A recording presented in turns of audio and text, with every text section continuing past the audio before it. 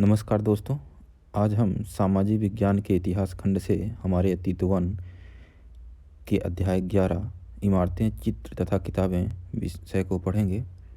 यहाँ पे एक मरुतश्याम नाम का लड़का है, दिव्यांग बालक, और उसको जो कुछ असुविधा होती है।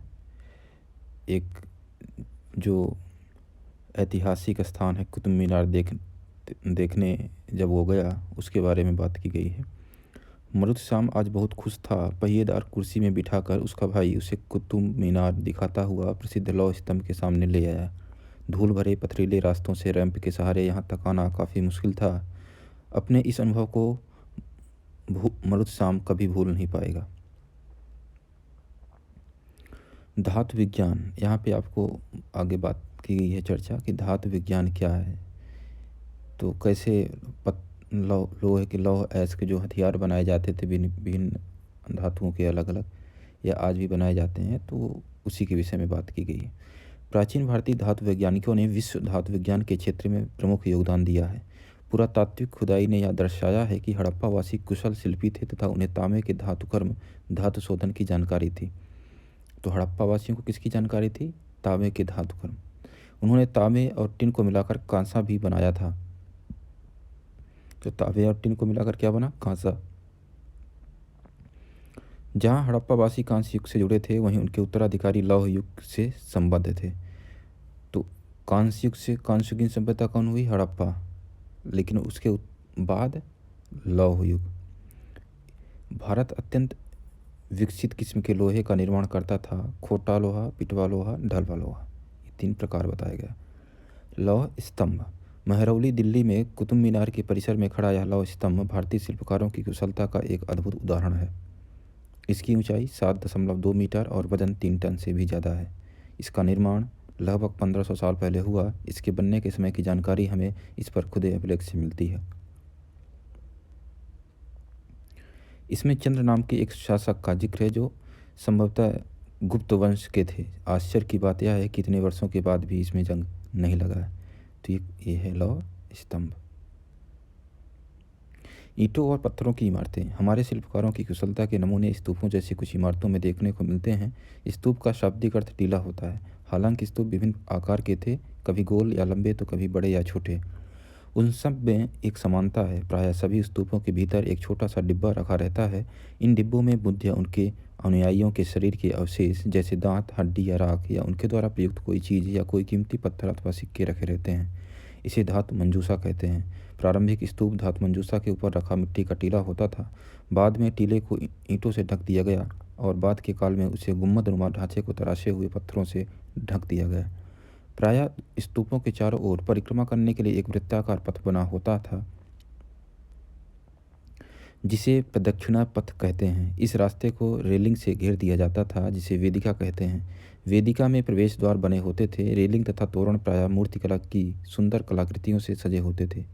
मानचित्र 7 में अमरावती ढूंढो। यहाँ कभी एक भव्य स्तूप हुआ करता था। लगभग 2000 साल पहले इस स्तूप को सजाने के लिए शिलाओं पर चित्र उकेरे गए। तो ये है सांची का स्तूप, मध्य प्रदेश। इस तरह के स्तूपों का निर्माण कई सौ सालों तक चलता रहा। इस स्तूप में ईंटों का प्रयोग संभवतः अशोक के ज़माने का है, जबकि रेलिंग और प्रवेश द्वार बाद के शासकों के काल में जोड़े गए। तो ईंटों का प्रयोग कब के ज़माने का सांची स्तूप में? अशोक के ज़माने का। MPPSC वगैरह या अदर स्टेट PCS में से सवाल पूछ देते हैं। हमने आपको पहले ही बताया है। जहाँ पे चित्र आए, चित्र को ध्यान से देखिए। कई बार पहाड़ियों को काट कर बनावटी गुफाएं बनाई जाती थीं। इस तरह की कई गुफाओं को मूर्तियों तथा चित्रों द्वारा सजाया जाता था।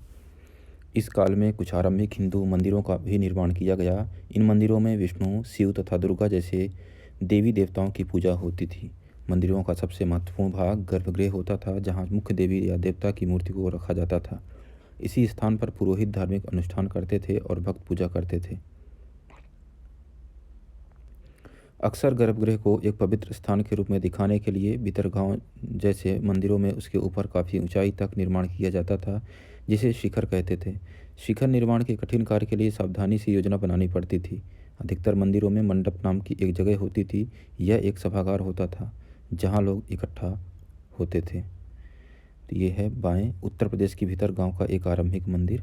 यह लगभग 1500 साल पहले की पकी ईंट और पत्थरों से बनाया गया था। दाएं ऊपर जो दाएं तरफ बना है ये चित्र भूर सी दिख रही है। महाबलीपुरम के एकात्मिक मंदिर, इनमें से प्रत्येक मंदिर एक ही विशाल पहाड़ी को तराश कर बनाया गया है। तो महाबलीपुरम के मंदिर क्या है, अलग अलग काट के नहीं, एक ही पहाड़ी को तराश के बनाया गया, इसीलिए इन्हें एकाश्म कहा जाता है। ईंटों से बनाए जाने वाले मंदिरों से यह बिल्कुल भिन्न होते थे। ईंट से बनी इमारतों में नीचे से ईंटों की एक एक तह जोड़ते हुए उसे ऊपर की ओर ले जाते हैं, जबकि चट्टान तराश कर बनाए जाने वाले मंदिरों को पत्थर काटने वाले ऊपर से नीचे के क्रम में बनाते हैं।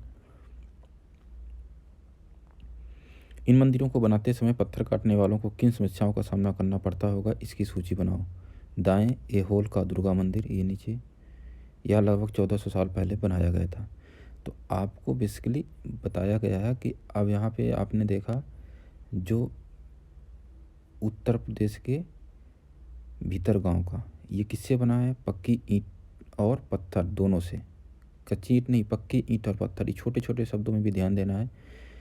और जो आपका महाबलीपुरम का है वो एक ही विशाल पहाड़ी को काट कर या तराश कर बनाया गया है, जिसे एकाश्म मंदिर कहते हैं। वहाँ पे ईंट का प्रयोग बिल्कुल भी नहीं हुआ।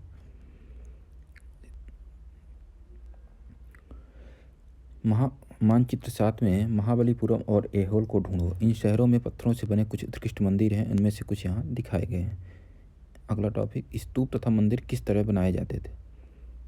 तो स्तूप आपने जैसे सांची का स्तूप देखा, मंदिर यहाँ पे देखा महाबलीपुरम का मंदिर, तो ये किस तरह बनाए जाते थे इसके बारे में आगे आपको बात की गई।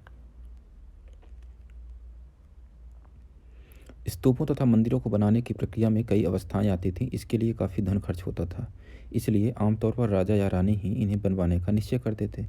पहला काम अच्छे किस्म के पत्थर ढूंढकर शिलाखंडों को खोदकर निकालना होता था। फिर मंदिर या स्तूप के लिए सोच विचार कर तय किए गए स्थान पर शिलाखंडों को पहुंचाना होता था। यहाँ पत्थरों को काट छाँट कर तराशने के बाद खम्भों, दीवारों की चौखटों, फर्शों तथा छतों का आकार दिया जाता था। इन सब के तैयार हो जाने पर सही जगहों पर उन्हें लगाना काफ़ी मुश्किल का काम था। ये बाएं उड़ीसा का जैन मठ मंदिर, ये जो दिया गया है, एक पहाड़ी को खोदकर इस 2 मंजिली इमारत को बनाया गया है। कमरों के प्रवेश द्वारों को ध्यान से देखो, इनमें जैन भिक्षु रहते और ध्यान करते थे। पृष्ठ 14 पर दिए चित्र अध्याय 2 की बात की जा रही है, जो चित्र दिया गया था। यहाँ दिखाई गई गुफाओं में क्या अंतर है। राष्ट्रीय संग्रहालय नई दिल्ली से एक मूर्ति का चित्र जो नीचे दिया गया है, क्या तुम यह देख पा रहे हो कि किस प्रकार गुफाओं की खुदाई की गई होगी। तो ये चित्र जो दिया गया है, तो आपको कल्पना करने को बोला जा रहा है कि आप सोचिए थोड़ा और ये बताइए कि किस प्रकार गुफाओं की खुदाई की गई होगी। इस तरह के शानदार ढांचों का निर्माण करने वाले शिल्पकारों को सारा खर्च संभवतः राजा रानी ही देते थे। इसके अतिरिक्त इन स्तूपों या मंदिरों में आने वाले भक्त जो उपहार अपने साथ लाते थे, उनसे इमारत की सजावट की जाती थी। जैसे हाथी दांत का काम करने वाले श्रमिकों के संघ ने सांची के एक अलंकृत प्रवेश द्वार तोरण को बनाने का खर्च दिया था। तो तोरण किसे कहा जाता है, जो प्रवेश द्वार होता है जहाँ से इंसान अंदर जाते हैं। इनकी सजावट के लिए पैसे देने वालों में व्यापारी, कृषक, माला बनाने वाले, इत्र बनाने वाले, लोहार, सुनार तथा ऐसे कई स्त्री पुरुष शामिल थे जिनके नाम खंभों, रेलिंगों तथा दीवारों पर खुदे हैं। इसलिए जब तुम इन स्थानों को देखने जाओ तो याद रखना कि कितने सारे लोगों ने इन्हें बनाने और सजाने में अपना योगदान दिया था। अब यहाँ पे एक चित्र दिया गया है और आपको एक चित्र बनाने को कहा जा रहा है। अजंता के चित्र के ये मूर्ति है। कहा जा रहा है कि अध्याय 8 के पृष्ठ 83 पर दिए चित्र की तरह तुम भी मंदिरों तथा स्तूपों के निर्माण के दौरान आने वाले विभिन्न चरणों का चित्र बनाओ, यानी जो आपने अध्याय 8 में पढ़ा है। तो यहाँ पे अजंता के चित्र में कहा जा रहा है तुम्हें इनमें से प्रत्येक चित्र में जो दिखता है उसका वर्णन करो। अब आप करिए अपने शब्दों में।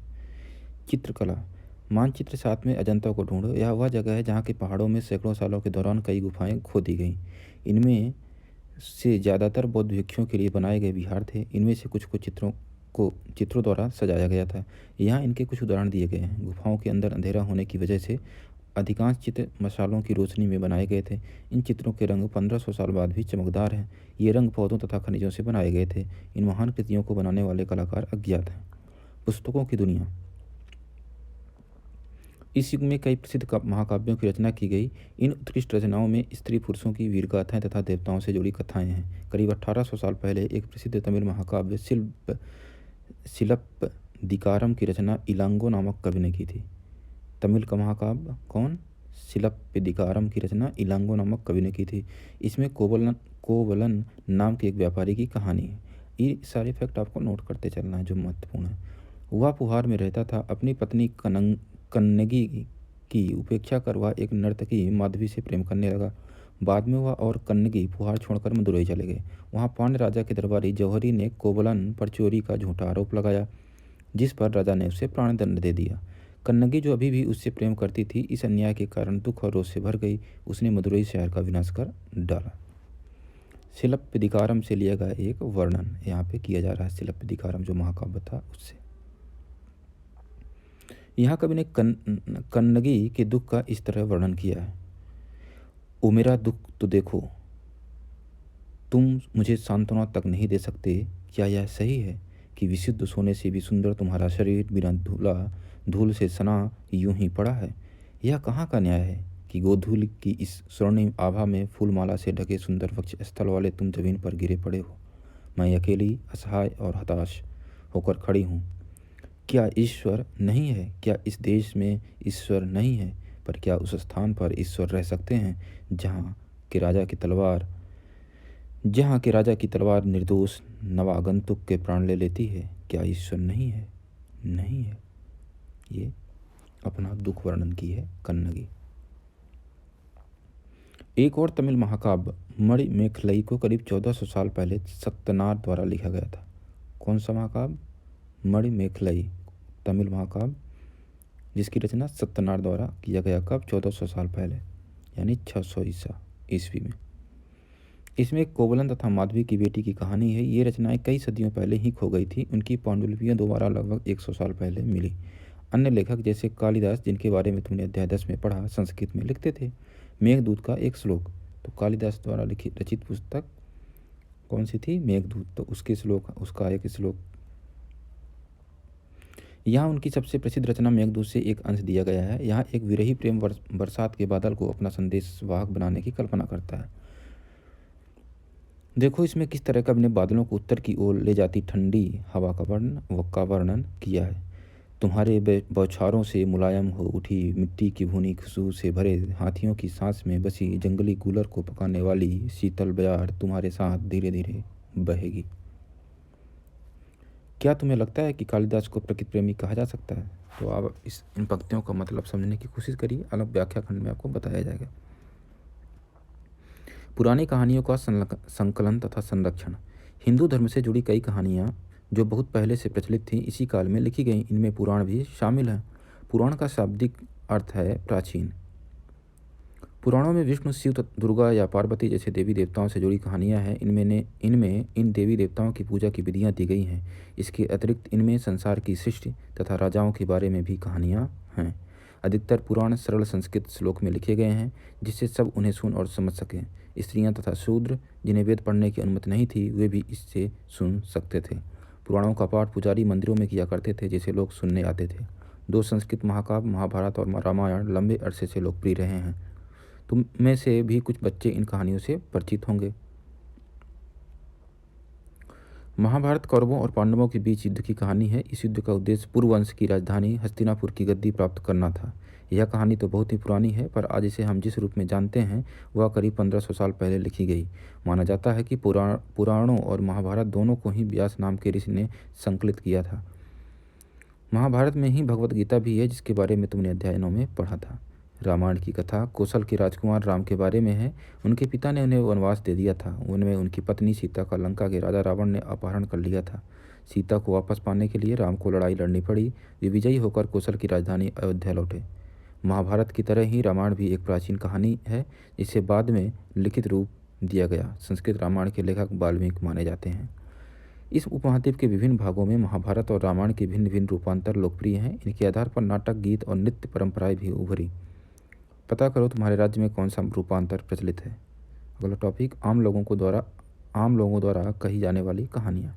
आम लोग भी कहानियाँ कहते थे, कविताओं और गीतों की रचना करते थे, गाने गाते थे, नाचते थे और नाटकों को खेलते थे। इनमें से कुछ तो इस समय के आसपास जातक और पंचतंत्र की कहानियों के रूप में लिखकर सुरक्षित कर लिए गए। जातक कथाएं तो अक्सर स्तूपों की रेलिंगों तथा अजंता के चित्रों में दर्शाई जाती थीं। इनमें से एक कहानी अगले पृष्ठ पर दी गई है। क्या है? बंदर राजा की कहानी। एक समय बंदरों का एक महान राजा हुआ। वह हिमालय पर गंगा के किनारे अपने 80,000 अनुयायियों के साथ रहता था। इन सारे बंदरों को एक खास आम के पेड़ के फल बहुत प्रिय थे। ये आम बड़े मीठे होते थे। इतने स्वादिष्ट आम धरातल पर नहीं उगते थे। ये देखो यहाँ पे चित्र में भी उकेरा गया है। एक दिन एक पका हुआ आम गंगा नदी में गिरकर बहते बहते वाराणसी पहुँच गया। उस वक्त नदी में वहाँ का राजा नहा रहा था।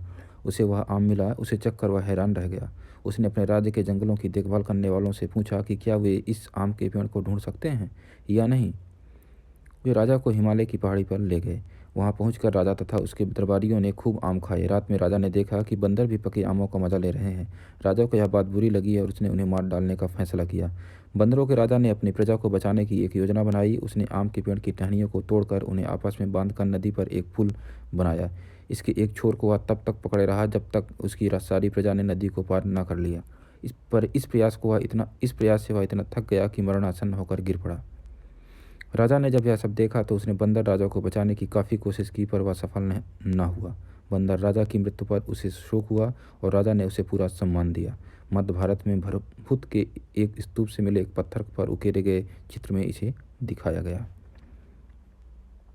यही चित्र है जो यहाँ पे है। विज्ञान की पुस्तकें। इसी समय गणितज्ञ तथा खगोल शास्त्री आर्यभट्ट ने संस्कृत में आर्यभट्टियम नामक पुस्तक लिखी।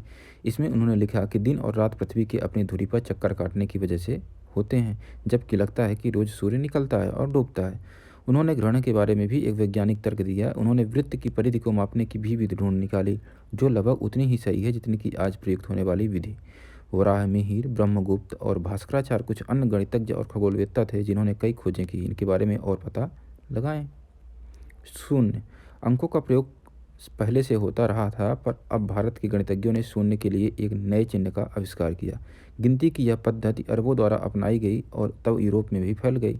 आज भी यह पूरी दुनिया में प्रयोग की जाती है।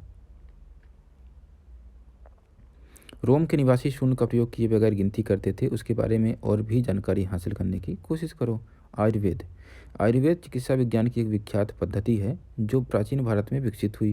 प्राचीन भारत में आयुर्वेद के दो प्रसिद्ध चिकित्सक थे, चरक प्रथम द्वितीय शताब्दी ईस्वी और सुश्रुत चौथी शताब्दी ईस्वी। चरक द्वारा रचित चरक संहिता औषधि शास्त्र की एक उल्लेखनीय पुस्तक है। अपनी रचना सुश्रुत संहिता में सुश्रुत ने शल्य चिकित्सा की विधियों का विस्तृत वर्णन किया है। तो अब ये कौन कौन से जुड़े ये यहाँ पे चिकित्सक हैं, ये आयुर्वेद के, इनका आप नाम ध्यान रखिए और उनकी चिकित्सा की पद्धति। अन्यत्र, जैसा कि हर पाठ के अंत में दिया गया है, विश्व में क्या होता है किसी एक देश के बारे में, वही यहाँ पे। कागज़ आज हमारे रोज़मर्रा की ज़िंदगी का हिस्सा बन गया है। जो किताबें हम पढ़ते हैं वे कागज़ पर छपी होती हैं। उसी की तरह लिखने के लिए भी हम कागज़ का ही उपयोग करते हैं। कागज़ का आविष्कार करीब 1900 साल पहले काई लून नाम के व्यक्ति ने चीन में किया। उसने पौधों के रेशों, कपड़ों, रस्सियों और पेड़ की छालों को पीट पीट कर लुगदी बनाकर उसे पानी में भिगो दिया। फिर उस लुगदी को दबाकर उसका पानी निचोड़ा और तब सूखा कर कागज़ बनाया। आज भी हाथ से कागज़ बनाने के लिए इसी विधि को अपनाया जाता है। कागज़ बनाने की तकनीक को सदियों तक गुप्त रखा गया। करीब 1400 साल पहले यह कोरिया तक पहुंची। इसके तुरंत बाद ही यह जापान तक फैल गई। करीब 1800 साल पहले यह बगदाद में पहुंची। फिर बगदाद से यह यूरोप, अफ्रीका और एशिया के अन्य भागों में फैली। इस उपमहाद्वीप में भी कागज़ की जानकारी बगदाद से ही आई। प्राचीन भारत की पांडुलिपियाँ किस चीज़ पर तैयार की जाती थी, अध्याय 1 में बताया गया है। तो आप एक बताइए, नहीं तो एक बार जाके फिर रिवाइज कर लीजिए। अब एक मानसिक कार्य आपको सोचने के लिए दिया जा रहा है। तुम एक मंदिर के मंडप में बैठे हो, अपने चारों तरफ के दृश्य का वर्णन करो। तो आप कल्पना करिए कि आप एक मंदिर के मंडप में बैठे हैं और आपके चारों ओर क्या क्या है उस बारे में आपको बताना है। उपयोगी शब्द हैं जो अभी तक आपने पढ़ा: स्तूप, मंदिर, चित्रकला, महाकाव्य, कहानी, पुराण, गणित, विज्ञान। कुछ महत्वपूर्ण तिथियाँ: स्तूप निर्माण की शुरुआत 2300 साल पहले हुई, अमरावती 2000 साल पहले बसा, कालिदास 1600 साल पहले, लौह स्तंभ भीतरगांव का मंदिर, अजंता की चित्रकारी आर्यभट्ट 1500 साल पहले, दुर्गा मंदिर 1400 साल पहले। आपको यहाँ पे कुछ प्रयोग जो दिए गए हैं, अभ्यास के प्रश्न, ये आप करिए। तो इसी के साथ कक्षा 6 इतिहास खंड से हमारे अतीत वन से अध्याय 11 यहाँ पे ख़त्म होता है और ये कक्षा 6 के जो सभी अध्याय हैं वो इसी के साथ ख़त्म होते हैं इतिहास खंड से। तो अगले खंड में या अगले अंक में हम आपसे फिर मुलाकात करेंगे। आप लाइक शेयर कमेंट करना बिल्कुल मत भूलिएगा। आप इसको रिवाइज बीच बीच में ज़रूर करते रहिएगा जिससे आपको आसानी रहे। यहाँ पे कुछ चीज़ें दी गई हैं, तिथियों पर एक नज़र। तो एक नज़र एक रिवाइज कर लेते हैं फिर से। इस पूरी पुस्तक में हमने वर्ष 2000 को शुरुआती बिंदु के रूप में रखकर घटनाओं प्रक्रियाओं के होने की अनुमानित तिथियों की जानकारी दी है, पर अन्य पुस्तकें जो तुम पढ़ते होगे उनमें तिथियां अलग तरह से लिखी होंगी। इस पुस्तक में इन तिथियों के पहले करीब या लगभग लिखा गया है, जैसे कि पुरा पाषाण युग। अब जो 2000 साल हम को आरंभिक माना गया, इसीलिए जब 300 ईसा पूर्व होता था तो उसको 2300 कर देते थे। अगर 600 ईस्वी हुआ तो उसको 1400 साल पहले कर दिए, 2000 में 600 घटा देते थे, जैसा कि बीच बीच में हमने करके बताया। जैसे कि पूरा पाषाण युग अध्याय 2 के लिए तिथियां लाखों वर्ष पहले के रूप में लिखी गई हैं। मेहरगढ़ अध्याय 2 में कृषि तथा पशुपालन की शुरुआत की तिथि लगभग 6000 ईसा पूर्व दी गई है। हड़प्पा के नगरों का विकास लगभग 2700 से 1900 ईसा पूर्व के बीच है। ऋग्वेद की रचना का, अब देखिए यहाँ पे ईसा पूर्व आया ना, वहाँ पे 2000 को बेस मान के बताया गया था, तो जो हमने आपको ऑलरेडी पहले बता दिया। ऋग्वेद की रचना का काल लगभग 1500 से 1000 ईसा पूर्व। अब इसको पूरे 100 वर्षों में गिनेंगे तो हो जाएगा कितना, 3000 से 3500 साल पहले। महाजनपदों तथा गंगा के मैदानी इलाकों में नगरों का विकास तथा उपनिषद, जैन धर्म तथा बौद्ध धर्म से जुड़े विचारों का उदय लगभग 500 ईसा पूर्व यानी 2500 साल पहले। पश्चिमोत्तर में सिकंदर का आक्रमण लगभग 327 से 325 ईसा पूर्व यानी करीब 2327 से 2325 वर्ष पहले। चंद्रगुप्त मौर्य का राजा बनना लगभग 321 ईसा पूर्व यानी लगभग 2321 साल पहले। अशोक का शासनकाल लगभग 272 से 268 ईसा पूर्व से 231 ईसा पूर्व के बीच। तो 2000 आपको इसमें ऐड कर देना है तो वर्ष हो जाएगा। संगम साहित्य की रचना लगभग 300 ईसा पूर्व यानी 300 ईस्वी। संगम साहित्य की रचना 300 ईसा पूर्व से 300 ईस्वी यानी 2300 वर्ष से 1700 वर्ष। कनिष्क का शासन लगभग 78 से 100 ईस्वी। गुप्त साम्राज्य की स्थापना लगभग 320 ईस्वी। वल्लभी की परिषद में जैन साहित्य का संकलन लगभग 512 से 521 ईस्वी। हर्षवर्धन का शासन 606 से 647 ईस्वी। चीनी यात्री स्वयं सांग का भारत आगमन 630 से 643 ईस्वी। पुलकेशी द्वितीय का शासन 609 से 642 ईस्वी। कुछ घटनाओं के लिए, जैसे कि अशोक के शासन की शुरुआत की तिथि के रूप में तुम्हें एक से अधिक तिथियां देखने को मिल सकती हैं। ऐसा इसलिए है क्योंकि इतिहासकार इस बात पर एकमत नहीं हो पाए कि सही तिथि क्या है। प्रश्नवाचक चिन्ह के साथ दी गई तिथियां इस बात का संकेत करती हैं कि यह तिथियां निश्चित नहीं हैं। तो कहने का मतलब ये है, यहाँ पे भारत का, वर्तमान भारत का चित्र दिया गया है। तो कहने का मतलब आपको ये है यहाँ पे कि कुछ तिथियां ऐसी हैं जिनमें कि आपको कुछ पुस्तकों में अलग थोड़ा सा ऊपर नीचे मिल सकता है, तो आपको उसमें परेशान होने की ज़रूरत नहीं है, क्योंकि अलग अलग स्रोत से कुछ चीज़ें मिली हैं जिसमें इतिहासकार एक मत नहीं है, उनकी एक राय नहीं है। तो अभी के लिए इतना ही इस अंक में। अगले अंक में फिर से मुलाकात होगी। आपका बहुत बहुत धन्यवाद।